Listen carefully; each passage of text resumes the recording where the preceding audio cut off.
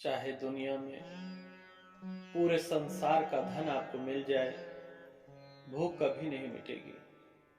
परंतु जहां पर संतोष होता है, वहां पर खुशियां दौड़ी हुई चली आती हैं। अन्यथा संपूर्ण जीवन भी कम पड़ जाता है, खुशियां कभी प्राप्त नहीं होती। जब सिकंदर को ज्ञान आया, विवेक उसका जागा, तब उसने अपनी विल बनाई और ये कहा कि जब भी मेरी मृत्यु होगी, मेरे हाथ खुले ही रखना। अंत समय में जब सिकंदर मरा, तो उसके ताबूत में उसके दोनों हाथ बाहर थे, यह दर्शाने के लिए कि सिकंदर इतना अमीर होके भी खाली हाथ ही जा रहा है। और जहां पर संतोष होता है, वहां पर खुशियां दौड़ी हुई आती है। यह सत्य घटना गुजरात की है। गुजरात में एक संत कश्मीर से चलकर आए।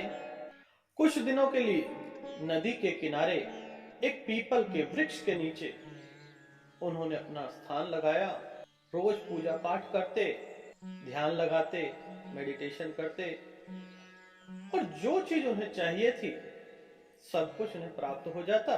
जायदाद के नाम पर उन संत के पास एक मिट्टी का बर्तन और पानी पीने के लिए नारियल का खोपड़ा और पहनने के लिए छोटी सी लुंगी, लंगोट, यह तीन चीजें उन संत की जमा पूंजी थी, जिसे उनकी प्रॉपर्टी भी कह सकते हैं।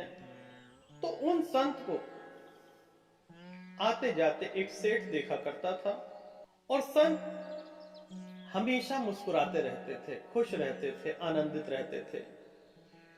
चाहे बाढ़ आए, बरसात आए, सूखा पड़ जाए, कोई भी परेशानी हो, वह हमेशा मुस्कुराते रहते थे। नित्य नियम शौच करना, तत्पश्चात आके ब्रश करना, दातुन करना, उसके पश्चात पानी पी के वह अपना दिनचर्या आरंभ करते थे योगा मेडिटेशन से।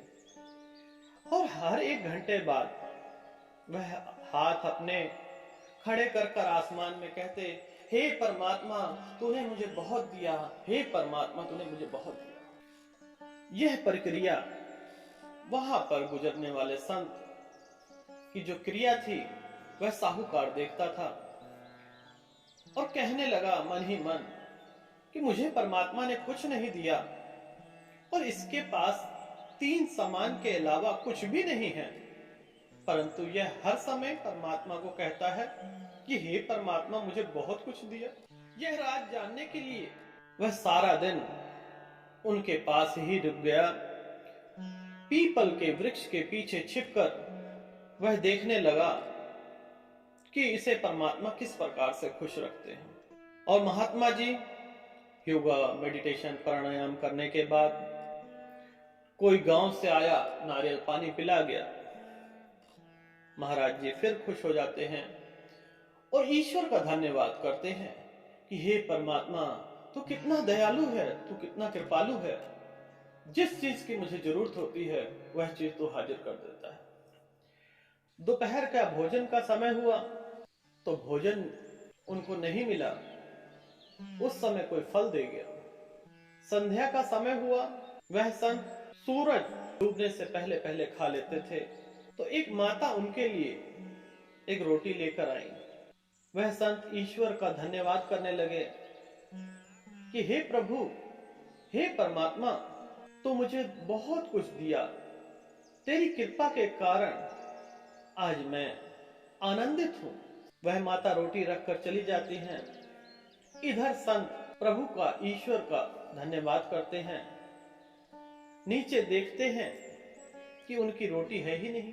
पीछे से साहूकार देख रहा था कि अब यह संत क्या करेगा। दोबारा से ईश्वर का धन्यवाद वह संत करते हैं और कहते हैं कि हे परमात्मा तू कितना दयालु है, तू कितना कृपालु है, भोजन भी देकर और तू मेरे लिए उपवास करने का भी मुझे अवसर देता है।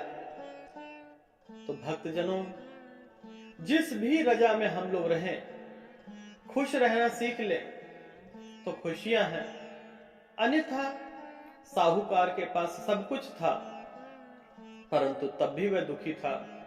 और उन संत के पास वह रोटी जो वह सारा दिन भूखे थे, और वह रोटी भी कुत्ता खा जाता है, परंतु उसे मारते नहीं हैं, ना ही वह परेशान होते हैं।